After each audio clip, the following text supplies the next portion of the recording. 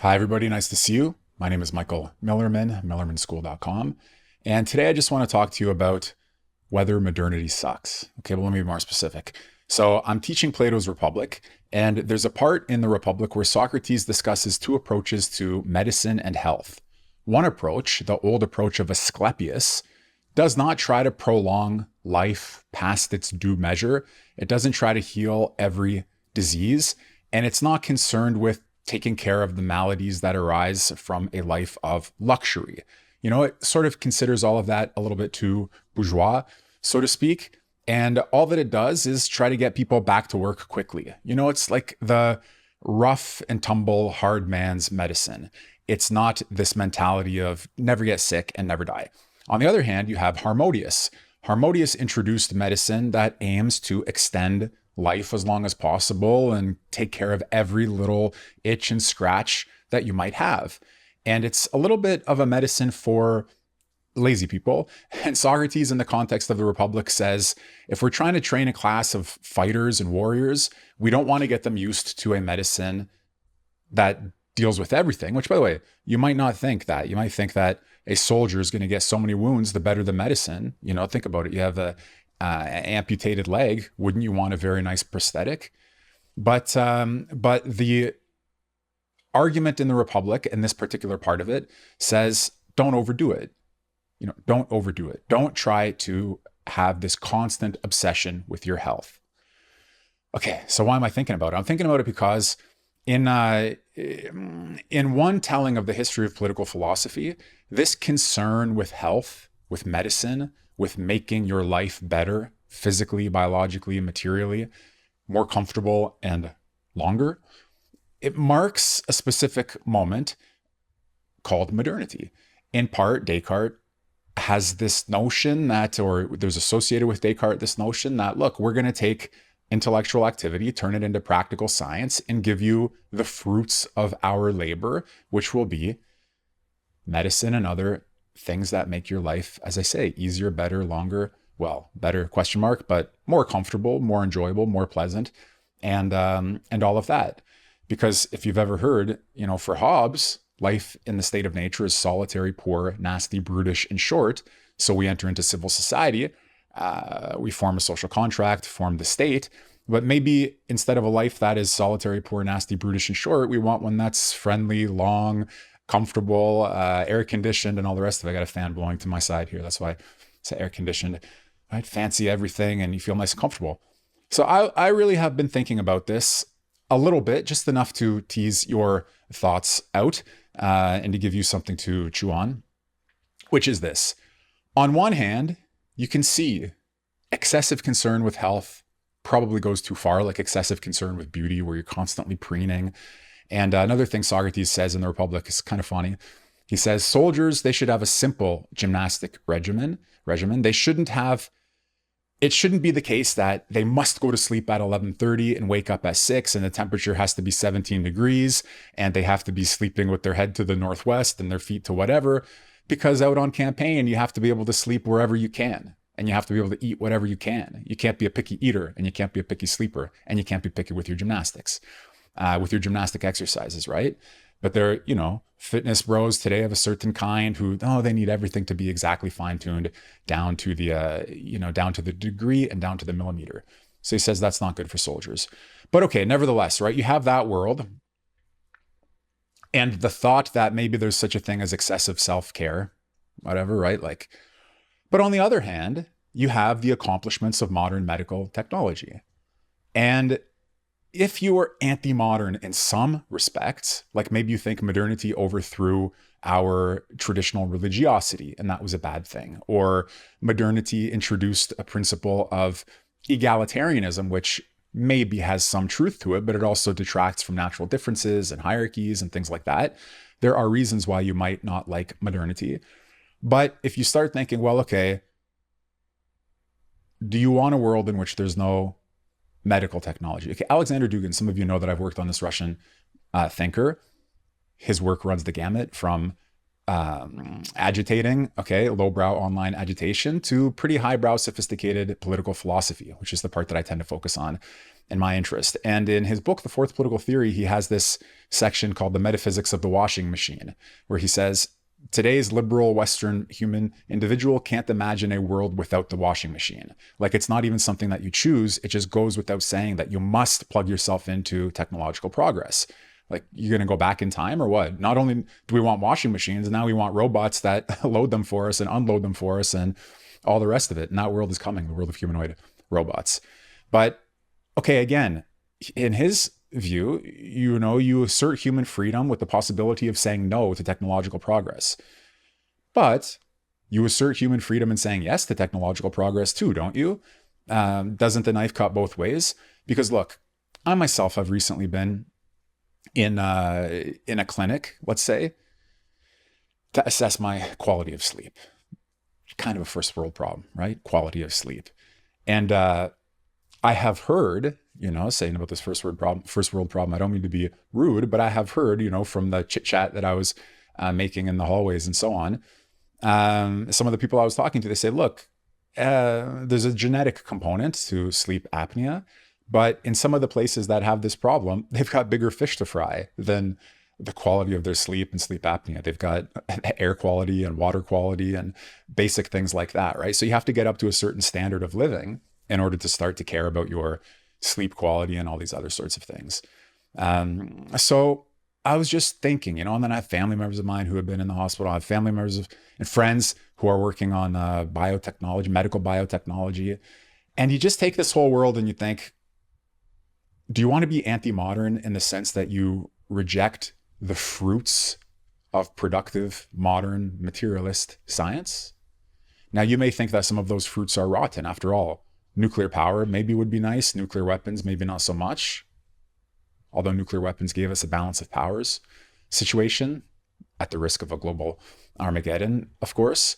But still, right? So I don't know how you see this, but look, I'm going to ask you, what is it? What would excessive medical self-care look like? And it's not even this. It's not even excessive medical self-care.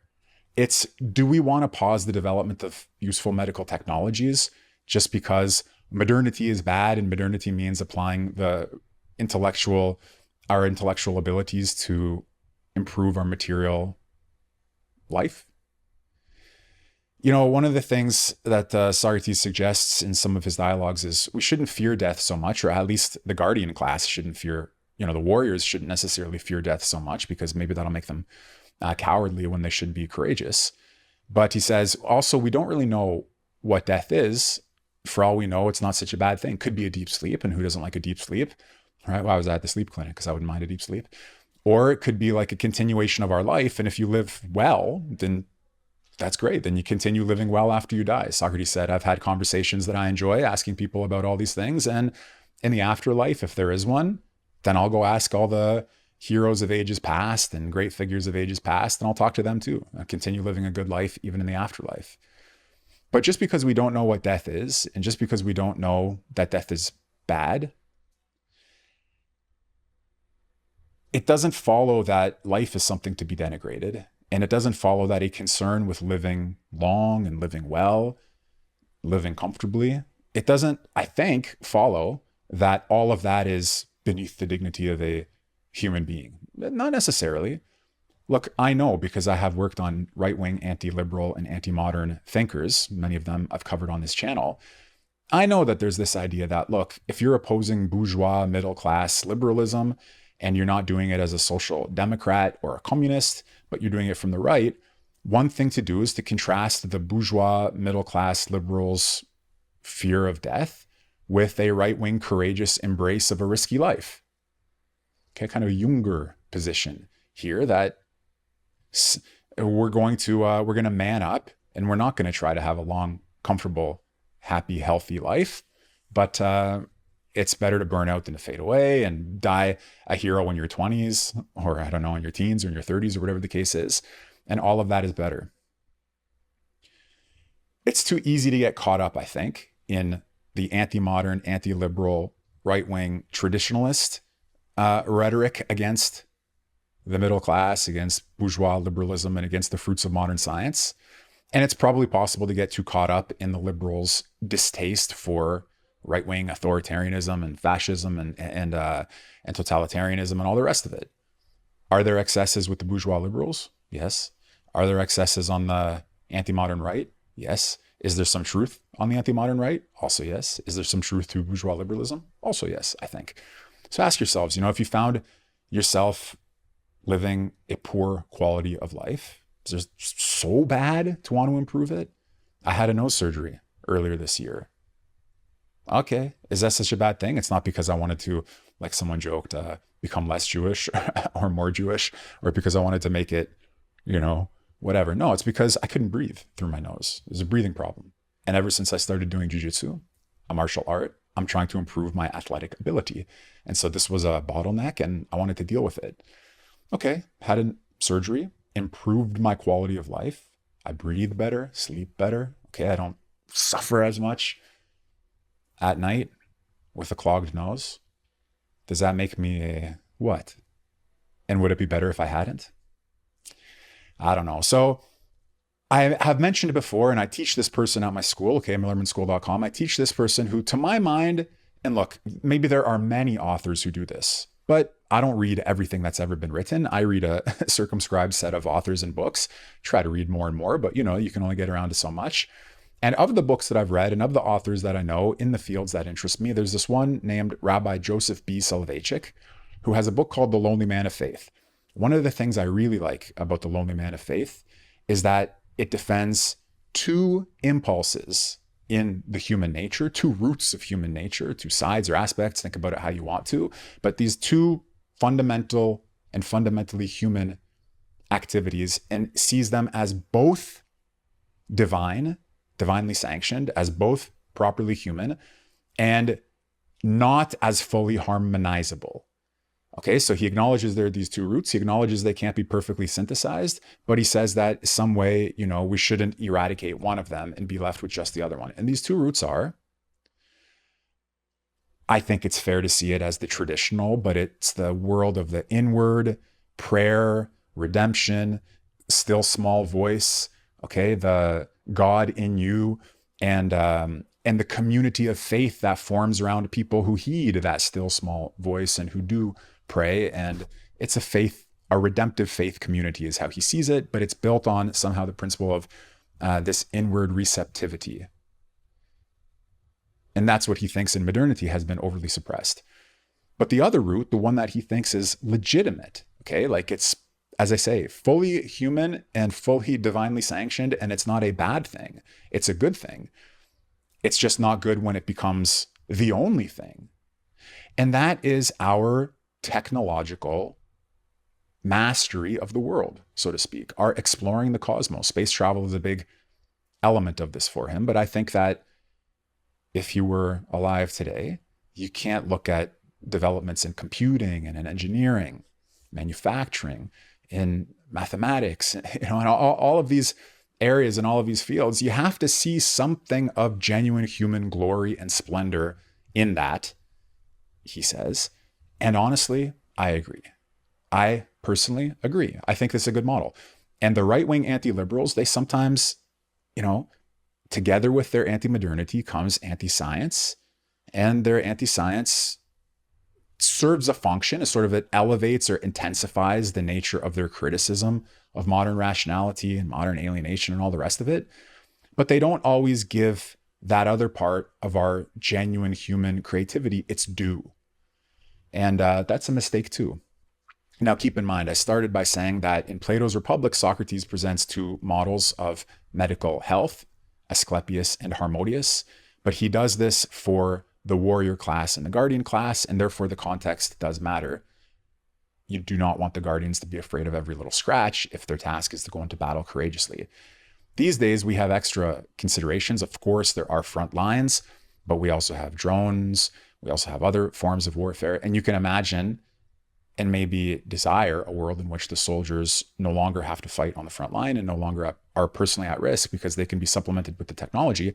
So this whole issue raises many, many, many different questions and dimensions. But I guess the main thing I wanted to convey, having spent last night at the sleep clinic, and having thought about it a little bit, again, myself, my friends, my family members, and thinking, is the development of medical health and the development of medical technology and the improvement of human life, the human quality of life, maybe human length of life, does it really deserve to be bashed out of a spirit of anti-modernity? And can it be accepted without buying into all the premises of modernity?